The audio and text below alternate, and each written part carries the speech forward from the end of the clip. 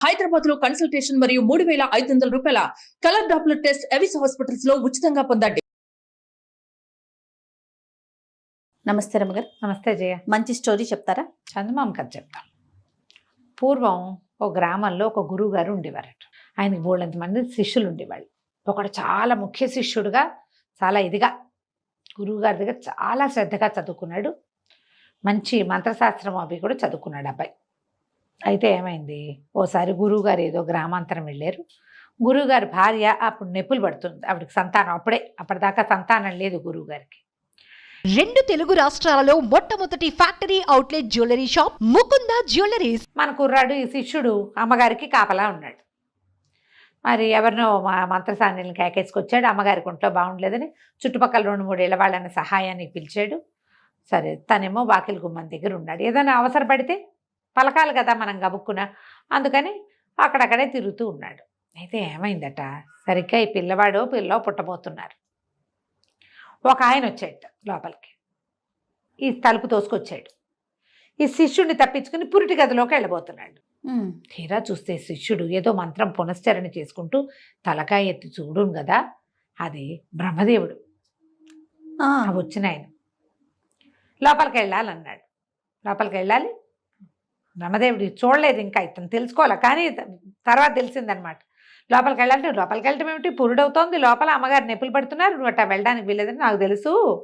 ఆ పుట్టబోయే బిడ్డకి తలరాత రాయడానికి వెళ్తున్నా, అది భూమి మీద పడేసరికి రాస్తట్ట ఆయన మన పక్కన నుంచుని రాయడానికి వెళ్తాంటే అప్పుడు ఈ మంత్ర పునశ్చరణ వల్ల అతనికి తెలిసింది ఈయన బ్రహ్మదేవుడు అని. అలాగా ఏం రాత్రి రాయిపోతున్నారండి అన్నాడు. ఏం రాత్రి రాయిపోతాను, ఏదో వాడి మొహం చూస్తే రాస్తాను అనేసరికల్లా కాదు కాదు నాకు చెప్పండి అని అడిగాడు. ఇంతకీ ఏం పిల్ల పుట్టబోతుంది, మగపిల్లాడే పుట్టబోతున్నాడు అంటే ఏం రాస్తారు, వాడి మొహాన్ని ఏముంది, వాడికి ఆ జీవుడికి ఏముంది అంటే, ఏముంది బాగానే ఉంటాడు, వాడి జీవితాంతం, వాడికి రోజు వాడి దగ్గర ఎప్పుడు ఒక మూట బియ్యం ఒక ఆవు మాత్రమే ఉంటాయి, అదే వాడి గతి అని చెప్పాడు ఆయన. పికమొహం వేశాడు. అయ్యో, గురువుగారికి మగపిల్లాడు పుడతాడు, సంతోషంగా ఉంది, లేక లేక కలుగుతున్న సంతానం. ఒక మూట ఒక ఆవేనా పిల్లాడికి, వాడి జీవితంలో సంపాదన ఇంకేం ఉండదన్నాడు ఆయన. లోపలికి వెళ్ళిపోయాడు. ఈయన లోపలికి వెళ్ళి ఆయన బయటకు వచ్చేసరికల్లా పిల్లాడు పుట్టాడన్నారు. రాత రాసేసి అదృశ్య రూపంలో వెళ్ళిపోయాడు. ఈయన అదృశ్యంగానే ఉన్నాడు, ఈ కుర్రాడికే కనిపించాడు. ఈయనకి ఏం చెప్పాడంటే, ఈ విషయం నువ్వెవరికి చెప్పకూడదు. మరి అంతేగా, సీక్రెట్ కదా. సీక్రెట్ కదా, బ్రహ్మరాత ఎప్పుడు సీక్రెటే కదా.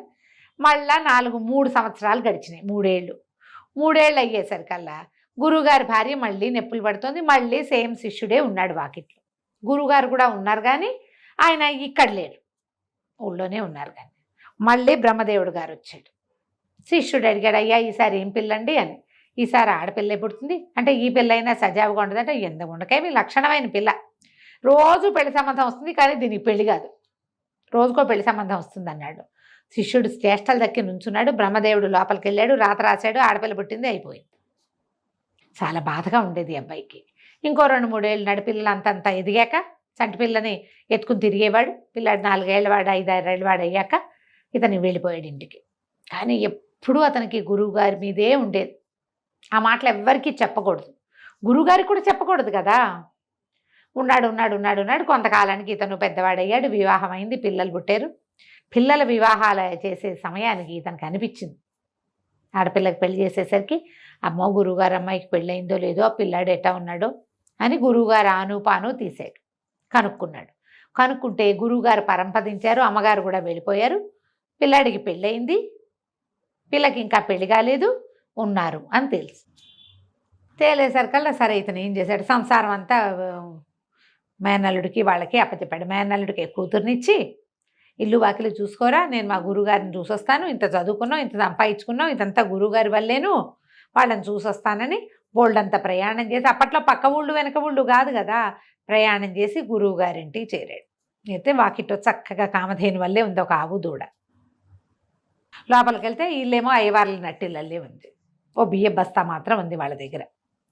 అక్కడి నుంచి పిల్ల చక్కగా ఉంది, చూడ చక్కటి పిల్ల, బంగారు బొమ్మల్లే ఉంది. గురు అమ్మగారు కూడా బాగుండేది, ఆవిడ పోలికే వచ్చి పిల్ల చిలకల్లే ఉంది. రోజు ఒక పెళ్లి సంబంధం వస్తే ఎప్పటికీ పెళ్ళి అవ్వదు. పిల్లాడికి పెళ్ళైంది. ఆ వదిన గారు ప్రతిరోజు పెళ్లి సంబంధం వస్తుంది. ఈ పిల్లకి పెళ్ళెప్పుడు కుదురుతో దీని పేడెప్పుడు విరగడవుతుందని వదిన గారు తెగ తిట్టిపోసి రాల్చిపోస్తుంది ఆ పిల్లని తిట్టిపోసి. వీడికి ఏం సంపాదించినా వీళ్ళకి ఆవు ఉంటుంది, మూట ఉంటుంది, ఇంక ఎంతకంటే రూపాయి రాదు.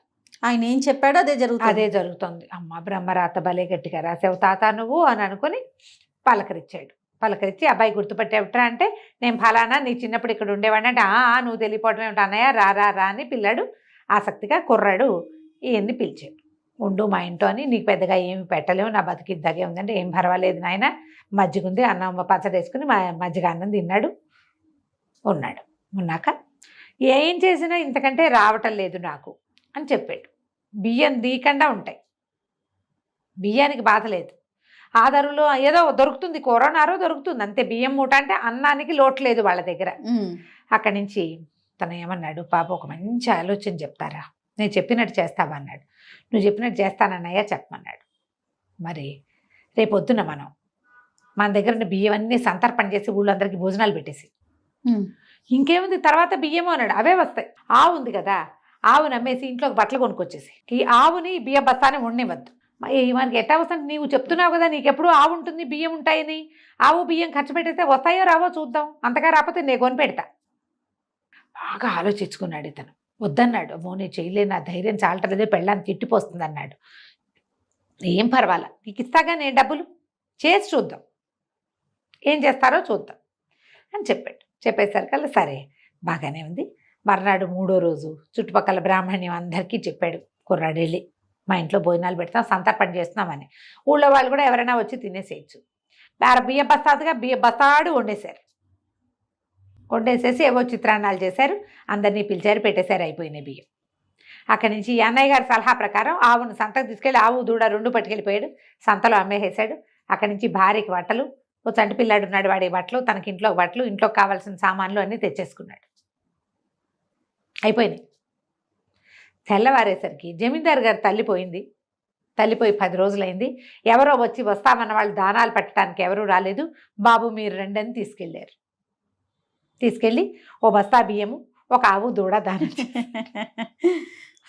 సాయంత్రం అయ్యేసరికి ఆవు దూడ బస్తా బియ్యము వచ్చేసాయి ఇంటికి. సరే 2వ రోజు మళ్ళీ 2 రోజులు 3 రోజులు అవ్వగానే మళ్ళీ ఆవు నమ్మేద్దాం పట్టన్నాడు అన్నయ్య. ఇలా బాగా ఆలోచించాడు. ఆవు అమ్మేసేసి ఇంకేవో సామాన్లు తెచ్చేసాడు ఇంట్లోకి. అక్కడి నుంచి బియ్య బస్తా పోసేసి మళ్ళీ సంతర్పణ అన్నాడు. బియ్యము ఇంట్లో సామాన్లన్నీ అయిపోతుండగా మళ్ళీ ఖబర్ వచ్చింది, వాళ్ళు ఎవరో పోయారు, గోదానం. మళ్ళా బియ్య బస్తా. ఇదే కంటిన్యూ కొన్నాళ్ళు ఇట్ అయింది. తర్వాత అయినా సరే వీళ్ళు బియ్యం ఖర్చు పెట్టేస్తారు, బియ్యం కూడా అమ్మేసేస్తారు, ఆవుని అమ్మేసేస్తారు, డబ్బులు చేసేసుకుంటున్నారు. ఏవో ఒకటి కొనేస్తారు, బంగారాలు టింగారాలు కొనేస్తారు. బియ్య బస్తా ఉండాలి, ఆవు ఉండాలి. వాడి శాస్త్రం, వాడి మొహాన్ని రాసున్నది ఏమిటి, బియ్య బస్తా ఆవు. బాగుంది. ఇట్లా గడుస్తుండగా ఒకరోజు ఏమైంది, తర్వాత ఎవరు మరణించలే, ఊళ్ళో ఎక్కడా మరణాలు లేవు. కానీ సడన్గా వీళ్ళ వాకిట్లో ఓ బియ్య బస్తా పెట్టుంది, ఒక ఆవు కట్టేసింది. 4 రోజులు చూసి వీళ్ళు బస్తా వాడేశారు, ఆవును వాడేశారు. మళ్ళీ 5వ రోజున మళ్ళీ ఒక ఆవు వచ్చింది, ఓ బియ్య బస్తా వచ్చింది. ఈ కథ బాగుంది. అక్కడి నుంచి ఈయన ఏం చేశాడు, పెళ్లి కావాల్సిన పిల్లని దగ్గర కూర్చోబెట్టుకుని, అమ్మాయి నా మాట వినమ్మా, ఇంకేం వింటానన్నయ్యా, నాకు పెళ్ళి అవ్వదు, ఇట్లాగే ఉంది నా పరిస్థితి అంటే. అట్ట కాదు, ఈసారి పెళ్లి సంబంధం వస్తుందా, వచ్చిన పెళ్లి సంబంధం వాళ్ళు నాకు కంటే కాసులు పేరు వడ్డాను ఓ పట్టు చీర తెస్తేనే చూస్తాను, కనిపిస్తాను, లేకపోతే నేను కనిపించను, పెళ్లి చూపులు కూర్చొని నేను అనేసరికి సరే మామూలుగా వచ్చిన వాళ్ళే నన్ను పెళ్లి చేసుకోవట్లేదు, ఇవన్నీ సరుకులు తెమ్మంటే ఎవరు రారేమోనన్నయ్య, అయినా సరే చూద్దామన్నాడు. రేపొద్దునే ఒక పెళ్లి వాళ్ళు వచ్చారు. పెళ్లి వాళ్ళు వచ్చి పిల్లని చూస్తామన్నారు. రోజు పెళ్లి చూపులే ఆ పిల్లకి. అబ్బాయి నేను చచ్చిన పెళ్లి చూపులు కూర్చోను, కంటే కాసుల పేరు వడ్డాణము మరి ఓ పట్టు చీర తెచ్చిస్తేనే పెళ్లి చూపులు కూర్చుంటాంది. పెళ్లి వాళ్ళు తెల్లబోయారు. ఇది ఎక్కడ గోల్, పెళ్లి చూపులకే వెళ్ళిపోయారు. కానీ సాయంత్రానికి ఒక పెద్ద మనిషి వచ్చాడు. ఆయన ఒక కంటే కాసుల పేరు వడ్డాణం పట్టు చీర తెచ్చి, ఊహించగలమా ఇలా జరుగుతాయని? అస్సలు. కంటే కాసుల పేరు లోపల పెట్టుకుంది వదిన గారు. పిల్ల చక్కగా పట్టు చీర ధరించి ఆ పెద్ద మనిషికి వచ్చి కనిపించింది. రోజు ఆయనే వస్తున్నారు. కంటే కాసుల పేరు వడ్డానో పట్టు చీర పట్టుకురావాలి, పిల్లని చూసి వెళ్ళాలి. పొద్దున గారు ప్రతిరోజు వచ్చే వస్తువులను చూసుకుని మరి బంగారం అంతంత అమృతుంటే ఎవరు కాదంటారు? కొత్త కొత్త బంగారు వస్తువులు రోజు వస్తువులు లోపల పెట్టుకుంటారు. రోజు తెస్తున్నాడు అతను. శభాష్. 9 రోజులు వచ్చాడు. 10వ రోజు ఈయన, అయ్యా నేను వచ్చిన పని అయిపోయింది, నీ సంసారం బాగుంది, ఆవుని బస్తాని మాత్రం ఉండేవద్దు నువ్వు.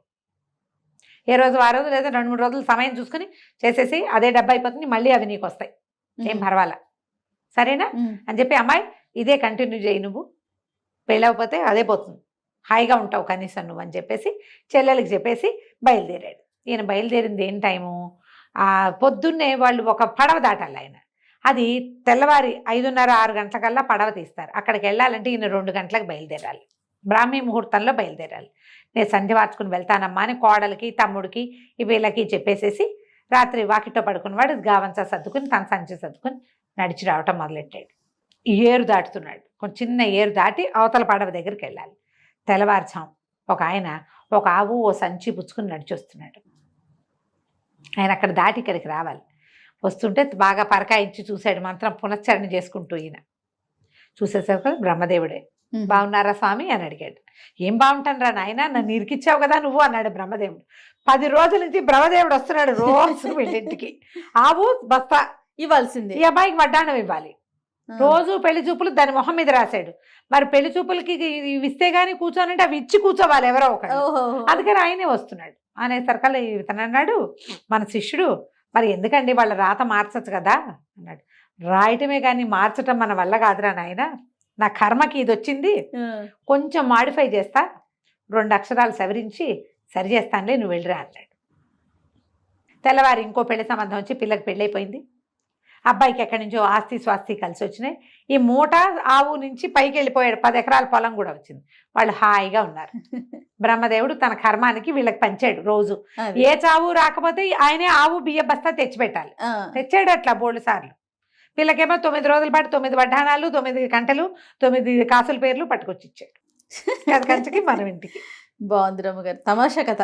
మన మొహాన రాసి ఉంటే చచ్చినట్టు మన చేతిలోకి వస్తుంది. అది మనది అయితే ఎవరో ఒక కారణం అవుతారు, దానికి ఎవరో ఒక కారణం.